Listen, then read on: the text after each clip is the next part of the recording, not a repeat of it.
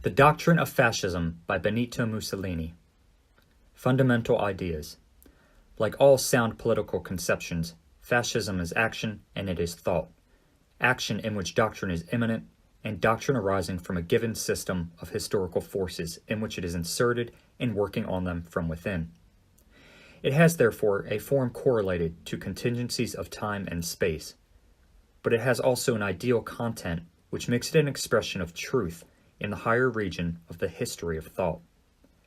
There is no way of exercising a spiritual influence in the world as a human will dominating the will of others, unless one has a conception both of the transient and of the specific reality on which that action is to be exercised, and of the permanent and universal reality in which the transient dwells and has its being. To know men, one must know man, and to know man, one must be acquainted with reality and its laws. There can be no conception of the state which is not fundamentally a conception of life. Philosophy or intuition, system of ideas evolving within the framework of logic or concentrated in a vision or a faith, but always, at least potentially, an organic conception of the world. Thus, many of the practical expressions of fascism, such as party organization, system of education, and discipline, can only be understood when considered in relation to its general attitude toward life. Fascism sees in the world not only those superficial, material aspects in which man appears as an individual, standing by himself, self-centered, subject to natural law, which instinctively urges him toward a life of selfish, momentary pleasure. It sees not only the individual, but the nation and the country, individuals and generations bound together by a moral law, with common traditions and a mission which, suppressing the instinct for life closed in a brief circle of pleasure, builds up a higher life, founded on duty, a life free from the limitations of time and space, in which the individual, by self-sacrifice, the renunciation of self-interest, by death itself, can achieve that purely spiritual existence in which his value as a man consists.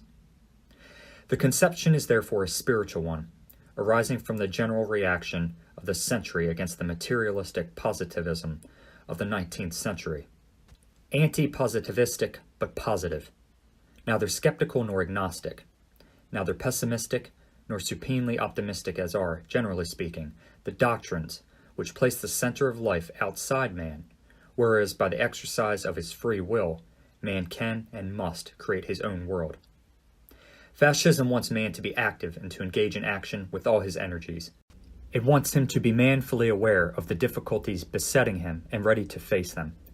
It conceives of life as a struggle in which it behooves a man to win for himself a really worthy place, first of all by fitting himself, physically, morally, intellectually, to become the implement required for winning it.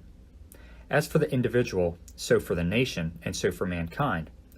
Hence the high value of culture in all its forms, artistic, religious, scientific, and the outstanding importance of education. Hence also the essential value of work, by which man subjugates nature and creates the human world, economic, political, ethical, and intellectual. This positive conception of life is obviously an ethical one. It invests the whole field of reality, as well as the human activities which master it. No action is exempt from moral judgment. No activity can be despoiled of the value which a moral purpose confers on all things.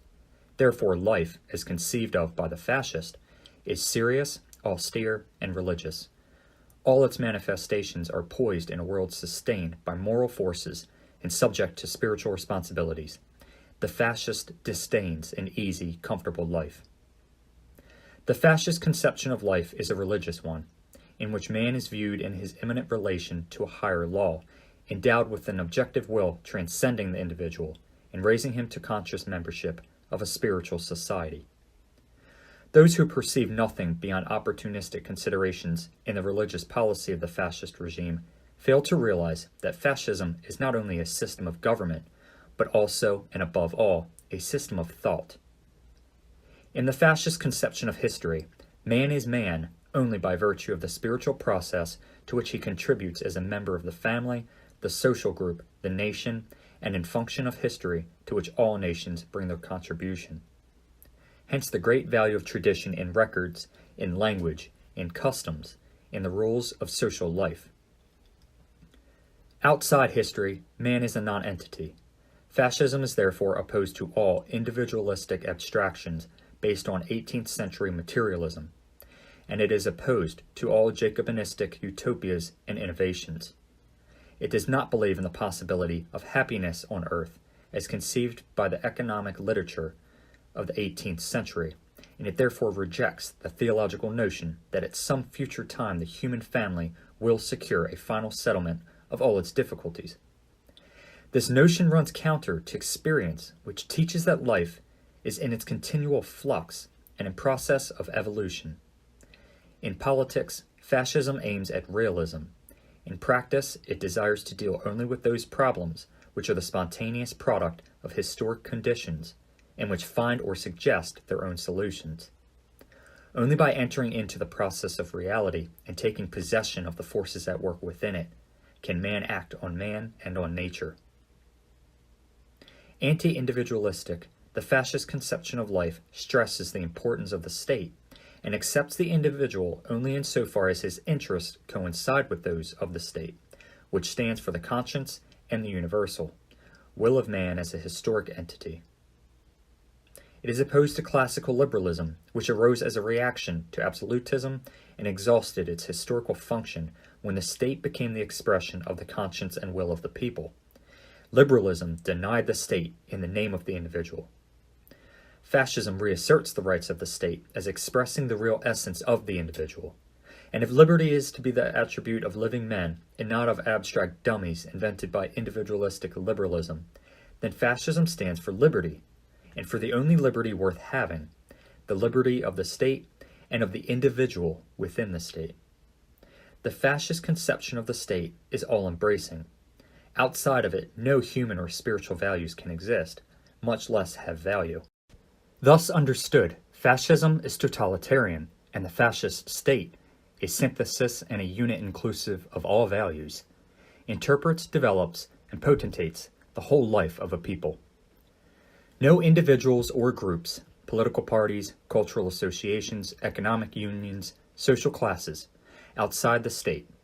Fascism is therefore opposed to socialism, to which unity within the state, which amalgamates classes into a single economic and ethical reality, is unknown, and which sees in history nothing but the class struggle. Fascism is likewise opposed to trade unionism as a class weapon. But when brought within the orbit of the state, fascism recognizes the real needs which gave rise to socialism and trade unionism, giving them due weight in the guild or corporative system, in which divergent interests are coordinated and harmonized in the unity of the state. Grouped according to their several interests, individuals form classes. They form trade unions when organized according to their several economic activities. But first and foremost, they form the state, which is no mere matter of numbers, the sum of the individuals forming the majority. Fascism is therefore opposed to that form of democracy which equates to a nation of the majority, lowering it to the level of the largest number. But it is the purest form of democracy, if the nation be considered as it should, from the point of view of quality rather than quantity, as an idea, the mightiest because the most ethical, the most coherent, the truest, expressing itself in a people as the conscience and will of the few, if not indeed of one, and ending to express itself in the conscience and the will of the mass, of the whole group, ethically molded by natural and historical conditions into a nation, advancing as one conscience and one will, along with the self-same line of development and spiritual formation. Not a race, nor a geographically defined region, but a people, historically perpetuating itself, a multitude unified by an idea and imbued with the will to live, the will to power, self-consciousness, personality. Insofar as it is embodied in a state, this higher personality becomes a nation. It is not the nation which generates the state. That is an antiquated, naturalistic concept which afforded a basis for 19th century publicity in favor of national governments. Rather, it is the state which creates the nation, conferring volition and therefore real life on a people made aware of their moral unity. The right to national independence does not arise from any merely literary and idealistic form of self-consciousness, still less from a more or less passive and unconscious de facto situation, but from an active, self-conscious political will expressing itself in action and ready to prove its rights. Indeed, it is the state which, as the expression of a universal ethical will, creates the right to national independence. A nation, as expressed in the state, is a living, ethical entity only insofar as it is progressive. Inactivity is death. Therefore, the state is not only authority which governs and confers legal form and spiritual value on individuals, it is also the power which makes its will felt and respected beyond its own frontiers, thus affording practical proof of the universal character of the decisions necessary to ensure its development. This implies organization and expansion, potential if not actual. Thus the state equates itself to the will of man, whose development cannot be checked by obstacles and which, by achieving self-expression, demonstrates its infinity. The fascist state, as a higher and more powerful expression of personality, is a force, but a spiritual one. It sums up all the manifestations of the moral and intellectual life of man. Its functions cannot therefore be limited to those of enforcing order and keeping the peace, as the liberal doctrine had it. It is no mere mechanical device for defining the sphere within which the individual may duly exercise his supposed rights. The fascist state is an inwardly accepted standard and rule of conduct, a discipline of the whole person. It permeates the will no less than the intellect. It stands for a principle which becomes the central motive of man as a member of civilized society, sinking deep down into his personality. It dwells in the heart of the man of action and of the thinker, of the artist, and of the man of science, soul of the soul. Fascism, in short, is not only a lawgiver and a founder of institutions, but an educator and a promoter of spiritual life. It aims at refashioning not only the forms of life, but their content, man, his character, and his faith. To achieve this purpose, it enforces discipline and uses authority, entering into the soul and ruling with undisputed sway. Therefore, it has chosen, as its emblem, the lictor's rods, the symbol of unity, strength, and justice. Political and social doctrine. When in the now distant March of 1919, speaking through the columns of the Popolo d'Italia, I summoned to Milan the surviving interventionists who had intervened and who had followed me ever since the foundation of the Fasci of Revolutionary Action in January 1915, I had in mind no specific doctrinal program. The only doctrine of which I had practical experience was that of socialism, from 1903 until the winter of 1914, nearly a decade. My experience was that both of a follower and a leader, but it was not doctrinal experience. My doctrine during that period had been the doctrine of action. A uniform, universally accepted doctrine of socialism had not existed since 1905, when the revisionist movement, headed by Bernstein, arose in Germany, countered by the formation, in the seesaw of tendencies, of a left revolutionary movement, which in Italy never quit the field of phrases, whereas in the case of Russian socialism, it became the prelude to Bolshevism. Reformism, revolutionism, centrism, the very echo of that terminology is dead, while in the great river of fascism one can trace currents which had their source in Sorel, Pigoy, Lagardelle of the movement socialiste, and in the cohort of Italian syndicalists who from 1904 to 1914 brought a new note into the Italian socialist environment, previously emasculated and chloroformed by fornicating with Giolietti's party. A note sounded in Olivetti's Pagine Libere, Orano's Lupa, Enrico Leone's Teoria Sociale. When the war ended in 1919, socialism as a doctrine was already dead. It continued to exist only as a grudge, especially in Italy, where its only chance lay in inciting to reprisals against the men who had willed the war, and who were made to pay for it. The Popolo d'Italia described itself in its subtitle as the daily organ of fighters and producers. The word producer was already the expression of a mental trend. Fascism was not the nursling of a doctrine previously drafted at a desk.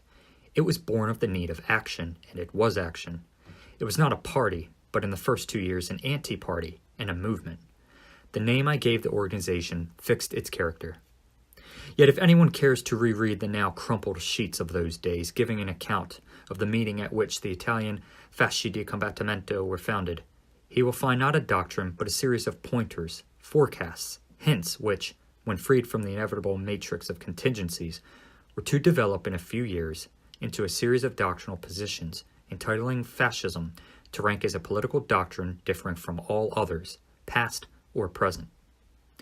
If the bourgeoisie, I then said, believe that they have found in us their lightning conductors, they are mistaken. We must go towards the people.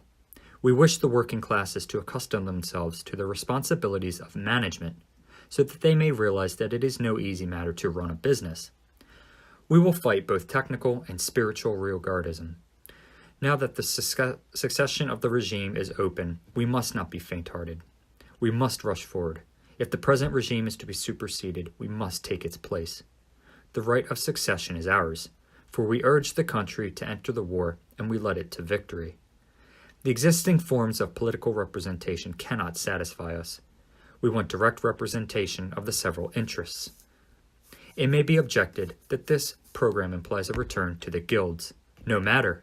I therefore hope this assembly will accept the economic claims advanced by national syndicalism. Is it not strange that from the very first day, at Piazza San Sepolcro, the word guild was pronounced, a word which, as the revolution developed, was to express one of the basic legislative and social creations of the regime? The years preceding the March on Rome cover a period during which the need of action forbade delay and careful doctrinal elaborations. Fighting was going on in the towns and villages. There were discussions, but there was something more sacred and more important: death. Fascists knew how to die.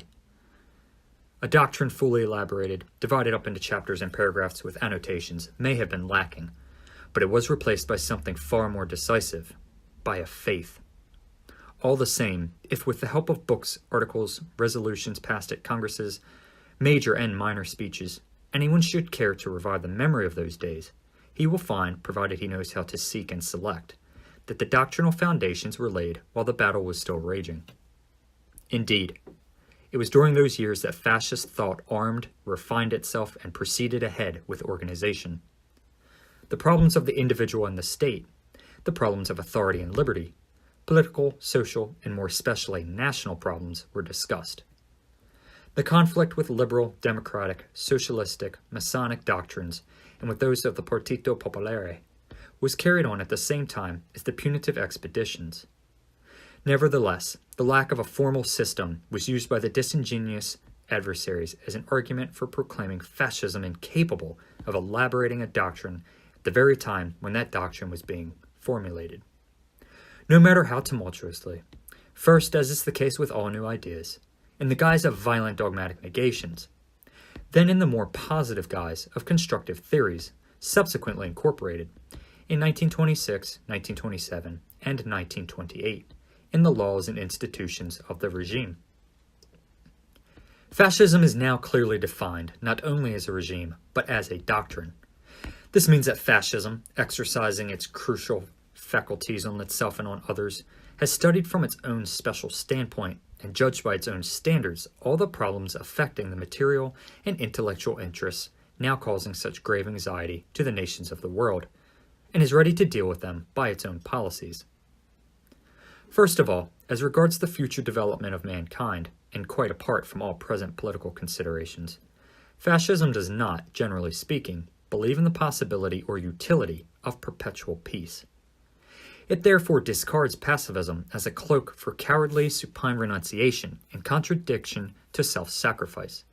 War alone keys up all human energies to their maximum tension and sets the seal of nobility on those peoples who have the courage to face it. All other tests are substitutes which never place a man face to face with himself before the alternative of life or death. Therefore, all doctrines which postulate peace at all costs are incompatible with fascism. Equally foreign to the spirit of fascism, even if accepted as useful in meeting special political situations, are all internationalistic or league superstructures which, as history shows, crumble to the ground whenever the heart of nations is deeply stirred by sentimental, idealistic, or practical considerations. Fascism carries this anti-pacifistic attitude into the life of the individual. I don't care a damn, me ne frego. The proud motto of the fighting squads, scrawled by a wounded man on his bandages, is not only an act of philosophic stoicism.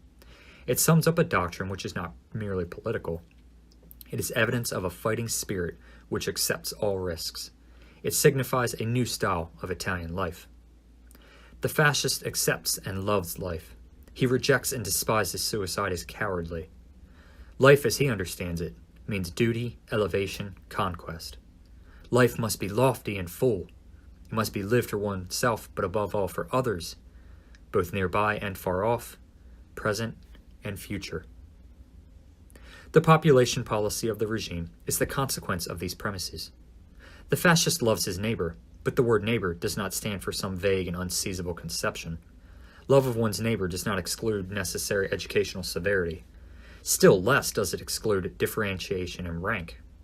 Fascism will have nothing to do with universal embraces. As a member of the community of nations, it looks to other people straight in the eyes. It is vigilant and on its guard. It follows others in all their manifestations and notes any changes in their interests, and it does not allow itself to be deceived by mutable and fallacious appearances. Such a conception of life makes fascism the resolute negation of the doctrine underlying so-called scientific and Marxian socialism, the doctrine of historic materialism, which would help explain the history of mankind in terms of the class struggle, and by changes in all the processes and instruments of production to the exclusion of all else. That the vicissitudes of economic life, discoveries of raw materials, new technical processes, and scientific inventions have their importance, no one denies. But that they suffice to explain human history to the exclusion of other factors is absurd. Fascism believes now and always in sanctity and heroism, that is to say, in acts in which no economic motive, remote or immediate, is at work. Having denied historic materialism, which sees in men mere puppets on the surface of history, appearing and disappearing on the crest of the waves, while in the depths the real directing forces move and work, fascism also denies the immutable and irreparable character of the class struggle, which is the natural outcome of this economic conception of history. Above all, it denies that the class struggle is the preponderating agent in social transformations. Having thus struck a blow at socialism in the two main points of its doctrine, all that remains of it is the sentimental aspiration old as humanity itself towards social relations in which the sufferings and sorrows of the humbler folk will be alleviated. But here again, fascism rejects the economic interpretation of felicity as something to be secured socially, almost automatically, at a given stage of economic evolution when all ill will be assured a maximum of material comfort. Fascism denies the materialistic conception of happiness as a possibility and abandons it to the economists of the mid-18th century. This means that fascism denies the equation, well-being equals happiness, which sees in men mere animals, content when they can feed and fatten, thus reducing them to a vegetative existence, pure and simple. After socialism, fascism trains its guns on the whole block of democratic ideologies and rejects both their premises and their practical applications and implements. Fascism denies that numbers, as such, can be the determining factor in human society. It denies the right of numbers to govern by means of periodical consultations. It asserts the irremediable and fertile and beneficent inequality of men who cannot be leveled by any such mechanical and extrinsic device as universal suffrage. Democratic regimes may be described as those under which people are, from time to time, deluded into the belief that they exercise sovereignty, while all the time real sovereignty resides in and is exercised by other and sometimes irresponsible and secret forces. Democracy is a kingless regime infested by many kings who are sometimes more exclusive, tyrannical, and destructive than one, even if he be a tyrant. This explains why fascism, although for contingent reasons, it was Republican in tendency prior to 1922, abandoned that stand before the March on Rome, convinced that the form of government is no longer a matter of preeminent importance. And because the study of past and present monarchies and past and present republics shows that neither monarchy nor republic can be judged sub specie aeternitatis, but that each stands for form of government, expressing the political evolution, the history, the traditions, and the psychology of a given country. Fascism has outgrown the dilemma, monarchy versus republic, over which democratic regimes too long dallied, attributing all insufficiencies to the former and proning the latter as a regime of perfection. Whereas experience teaches that some republics are inherently reactionary an absolutist, while some monarchies accept the most daring political and social experiments. In one of his philosophic meditations, Renan, who had pre-fascist intuition, remarks, "Reason and science are the products of mankind, but it is chimerical to seek reason directly for the people and through the people. It is not essential to the existence of reason that all should be familiar with it, and even if all had to be initiated, this could be not achieved through democracy, which seems fated to lead to the extinction of all arduous forms of culture and all highest forms of learning. The maxim that society exists only for the well-being and freedom of the individuals composing it does not seem to be in conformity with nature's plans, which care only for the species and seem ready to sacrifice the individual.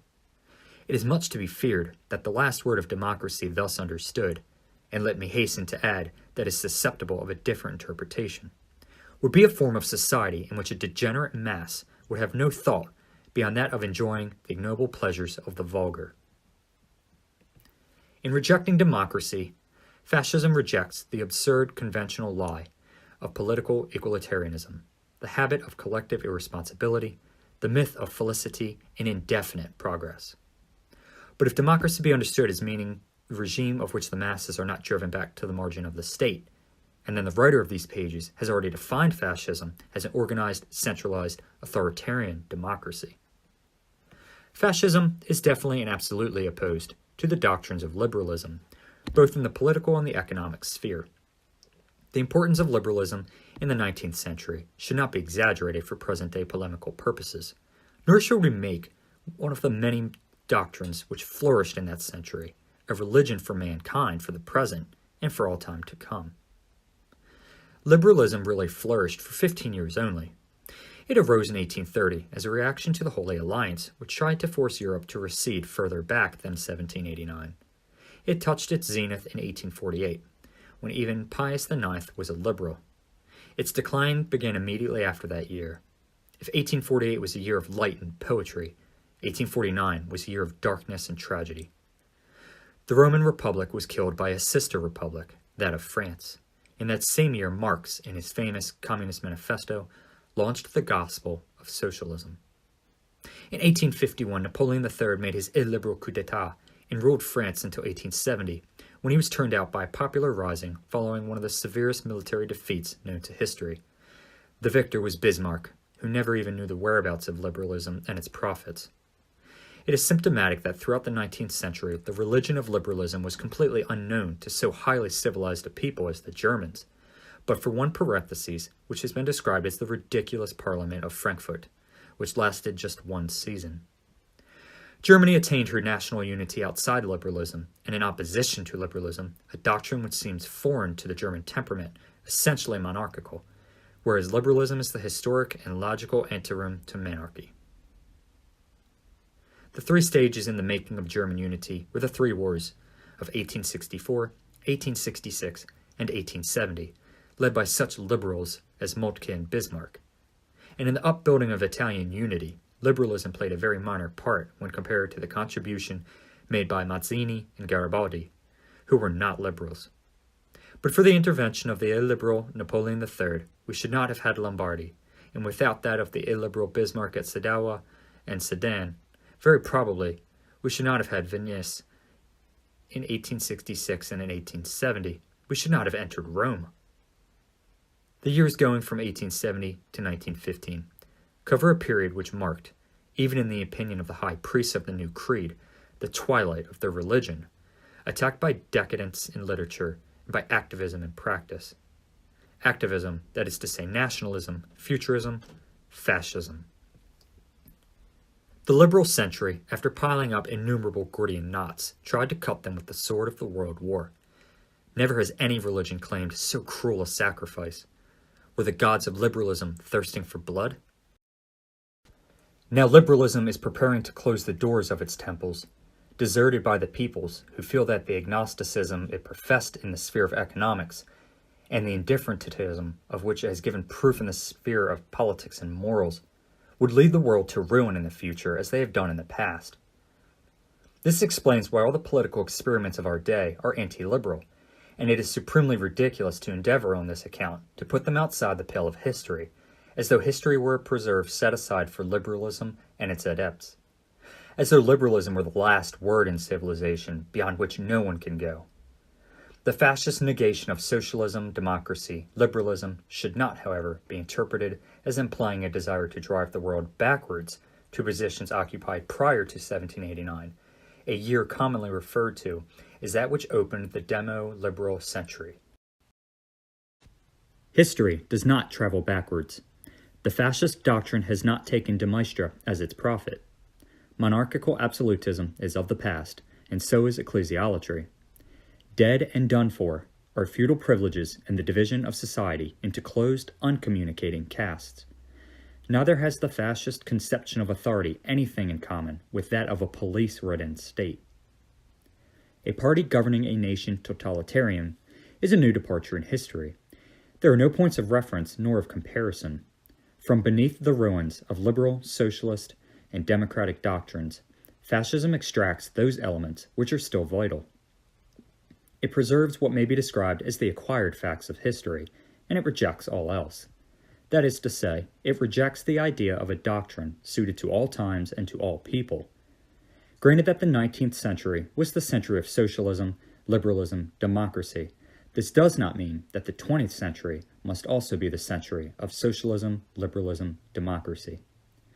Political doctrines pass, nations remain. We are free to believe that this is the century of authority, a century tending to the right, a fascist century. If the 19th century was the century of the individual, liberalism implies individualism. We are free to believe that this is the collective century, and therefore the century of the state. It is quite logical for a new doctrine to make use of the still vital elements of other doctrines. No doctrine was ever born quite new and bright and unheard of. No doctrine can boast absolute originality. It is always connected, if only historically, with those which preceded it and those which will follow it. Thus the scientific socialism of Marx links up to the utopian socialism of the Fouriers, the Owens, the Saint-Simons. Thus the liberalism of the 19th century traces its origin back to the Illuministic movement of the 18th, and the doctrines of democracy to those of the encyclopedists. All doctrines aim at directing the activities of men towards a given objective, but these activities in their turn react on the doctrine, modifying and adjusting it to new needs or outstripping it. A doctrine must therefore be a vital act and not a verbal display.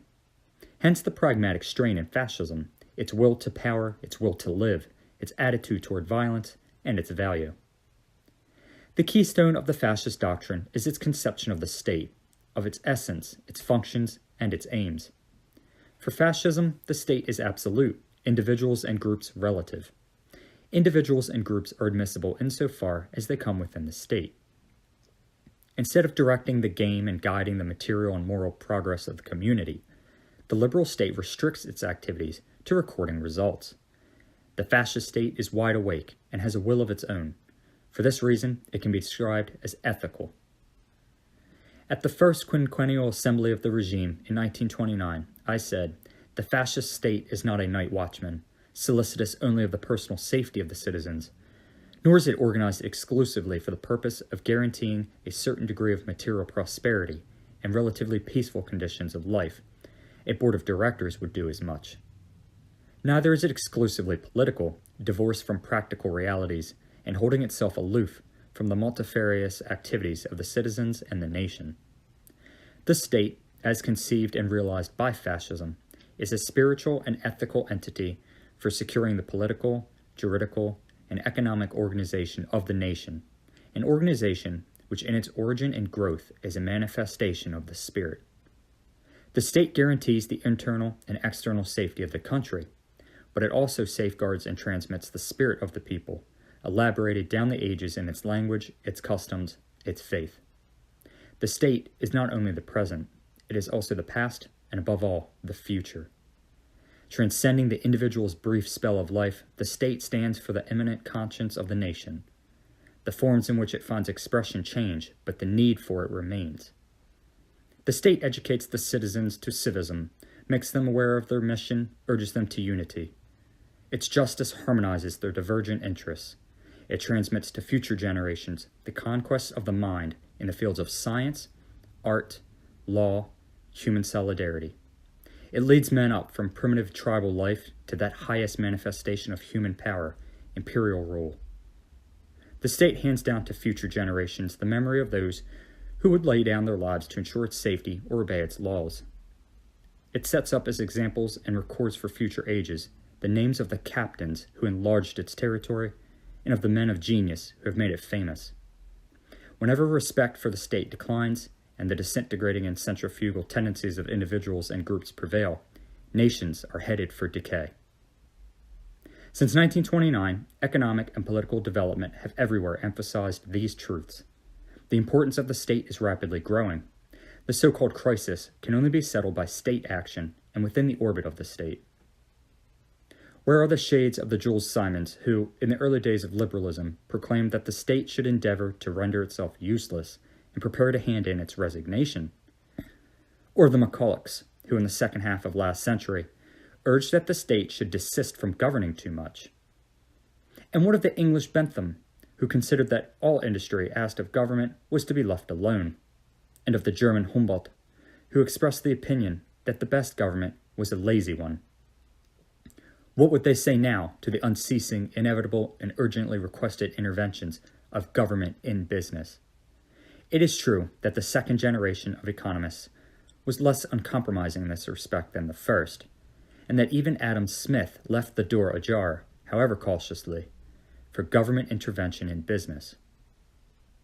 If liberalism spells individualism, fascism spells government. The fascist state is, however, a unique and original creation.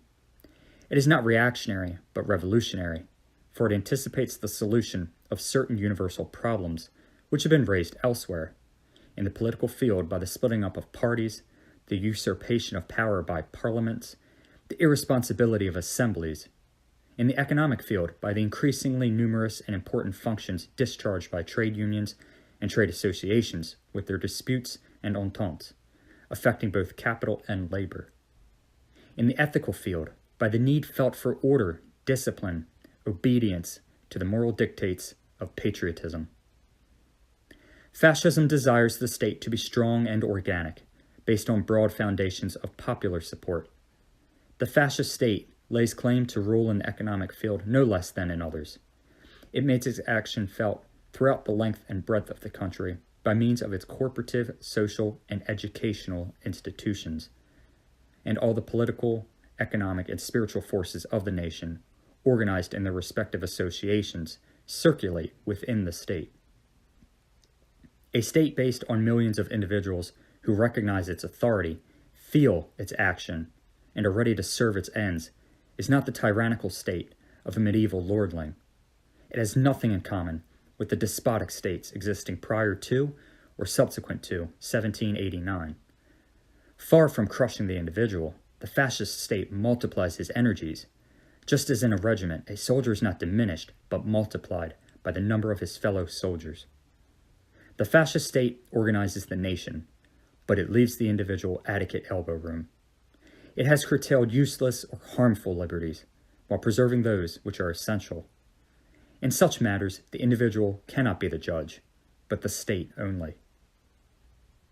The fascist state is not indifferent to religious phenomena in general, nor does it maintain an attitude of indifference to Roman Catholicism, the special positive religion of Italians. The state has not got a theology, but it has a moral code. The fascist state sees in religion one of the deepest of spiritual manifestations, and for this reason, it not only respects religion, but defends and protects it. The fascist state does not attempt, as did Robespierre at the height of the revolutionary delirium of the convention, to set up a god of its own, nor does it vainly seek, as does Bolshevism, to efface God from the soul of man. Fascism respects the God of ascetics, saints, and heroes, and it also respects God as conceived by the ingenuous and primitive heart of the people, the God to whom their prayers are raised. The fascist state expresses the will to exercise power and to command. Here the Roman tradition is embodied in a conception of strength. Imperial power, as understood by the fascist doctrine, is not only territorial, or military, or commercial. It is also spiritual and ethical. An imperial nation, that is to say, a nation which directly or indirectly is a leader of others, can exist within the need of conquering a single square mile of territory. Fascism sees in the imperialistic spirit, i.e., in the tendency of nations to expand, a manifestation of their vitality. In the opposite tendency, which would limit their interests to the home country, it sees a symptom of decadence. Peoples who rise or re-arise are imperialistic. Renunciation is characteristic of dying peoples. The fascist doctrine is that best suited to the tendencies and feelings of a people, which, like the Italian, after lying fallow during centuries of foreign servitude, are now reasserting itself in the world. But imperialism implies discipline, the coordination of efforts, a deep sense of duty, and a spirit of self-sacrifice. This explains many aspects of the practical activity of the regime, and the direction taken by many of the forces of the state, as also the severity which has to be exercised towards those who would oppose the spontaneous and inevitable movement of 20th century Italy by agitating outgrown ideologies of the 19th century, ideologies rejected wherever great experiments in political and social transformations are being dared. Never before have the peoples thirsted for authority, direction, order, as they do now. If each age has its doctrine, then innumerable symptoms indicate that the doctrine of our age is the fascist. That it is vital is shown by the fact that it has aroused a faith. That this faith has conquered souls is shown by the fact that fascism can point to its fallen heroes and its martyrs. Fascism has now acquired throughout the world that universally which belongs to all doctrines, which by achieving self-expression represent a moment in the history of human thought.